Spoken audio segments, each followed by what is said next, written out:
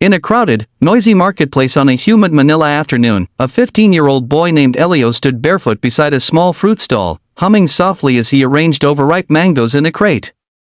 His clothes were faded, his palms rough from work, and his shoulders carried a heaviness far older than his age. Every time people passed by, he lowered his gaze. He never wanted to be noticed, not anymore. Life had taught him that the world rarely looked kindly at boys like him, boys who slept under leaking roofs, who worked instead of studying, who learned to survive before they learned to dream. But deep inside Elio, a dream still flickered, stubborn and alive, music that he didn't know where it came from, only that when he sang, the world felt less cruel. His voice was his refuge, warm, golden, and strangely mature for a boy so young. His mother used to say his voice was a gift from angels, but she was gone now, and ever since she passed, Elio hadn't sung in front of anyone, not truly. Only late at night, when the street was quiet, and he could pretend she was still listening. One evening, as he closed the fruit stall, a street musician nearby was singing Hotel California. The familiar melody drifted through the air, and Elio froze. It had been his mother's favorite song. She used to hum it while cooking, tapping rhythm on the pan, smiling through exhaustion. Without realizing it, Elio whispered the lyrics under his breath. "Welcome to the Hotel California." The street musician heard him and stopped playing. "You," the guitarist said, pointing. "Sing that again." Elio panicked. Sorry, sir." "I didn't mean boy," the guitarist insisted gently. "You have a voice. Don't hide it."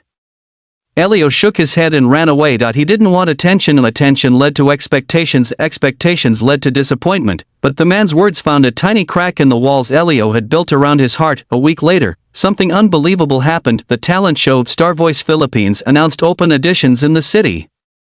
Posters were plastered on walls, electric poles, jeepneys everywhere. Crowds gathered at registration booths. Hopeful voices echoed through streets. Elio watched from afar, hugging a paper bag of leftover fruit. "Audition." Oh, one vendor laughed behind him. "Only rich kids with voice coaches win that." Another replied, "Besides, the boy can't even afford slippers. How will he stand on stage?" They all laughed. Elio walked away, shoulders tight, but the poster's light blue background and golden logo stuck in his mind. His mother's voice whispered inside him, "Your voice is a gift. Don't bury it, Anik." That night he stood outside the audition hall. He had no registration fee.no, clean clothes.no guardian to sign for him, just a trembling hope. A guard approached. "Son, contestants only." Elio looked down. I just wanted to listen from outside." Something in the guard's expression softened. He hesitated, sighed deeply, then said, "Wait here." 5 minutes later, he returned holding a small laminated card. "One contestant didn't show up," the guard said quietly. "Take his slot. But you didn't get it from me, okay?" Elio's eyes filled instantly. "Sir, thank you," the guard smiled. "Go make someone proud, kid." When Elio stepped into the backstage area, he felt swallowed by lights and sound.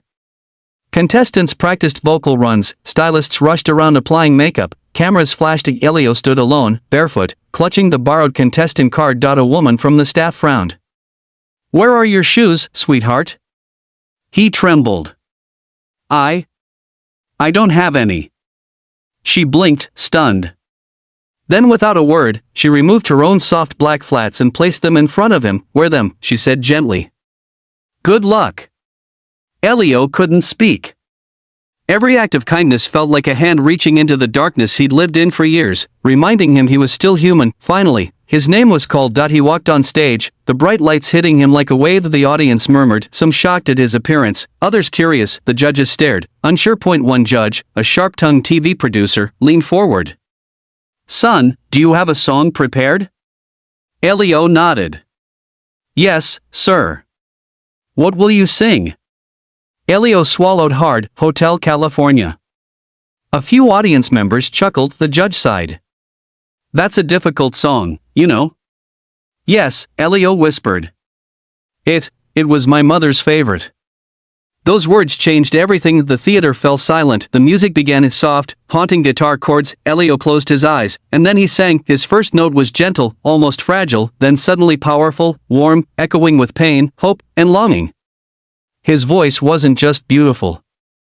It was soulful, golden, angelic, the kind that stirred something deep inside every listener. The judges froze. Point one covered her mouth. The audience leaned forward, stunned. Welcome to the Hotel California. His voice carried like a breeze through the hall, trembling with emotion yet incredibly steady. As he reached the chorus, something magical happened. The crack in his heart, all the grief, hunger, loneliness, poured out in sound. His voice swept out. It soared. It healed. People in the audience began crying silently when he reached the final verse. Elio looked up, eyes shimmering with tears, and whispered the last line. You can check out anytime you like, but you can never leave. As his voice faded, the theater remained completely silent, not out of indifference, but because everyone was too stunned to breathe. Then, the room exploded with applause. A standing ovation, people shouting his name, cameras flashing, tears streaming down faces. The strict judge stood up, trembling. Elio, he said softly, I've been judging talent shows for 20 years. But I have never heard a voice like yours. You didn't just sing. You told a story. You made us feel every heartbeat, every loss, every hope. The female judge wiped tears. Your mother would be so proud of you.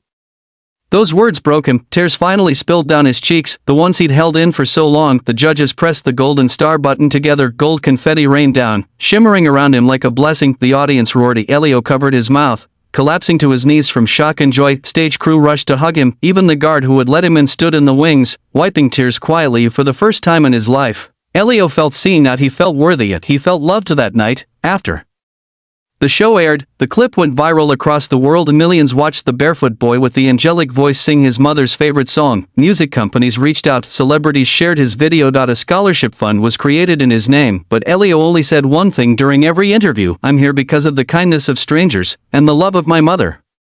And somewhere above, he hoped she was listening, smiling that same tired but proud smile he remembered.